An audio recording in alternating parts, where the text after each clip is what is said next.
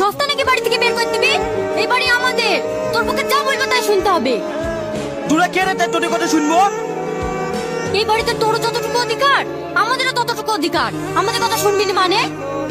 তোদের অধিকার নেই এই বাড়িতে। আবার সব জমি জায়গা বিক্রি করি তুই 3-4 বার বিয়ে দিতে তাদের সংসার চালি, এখন আবার আমাদের সংসার চালাইতে এসছি। আমাদের আমাদের বিলি কথা বলবি নি।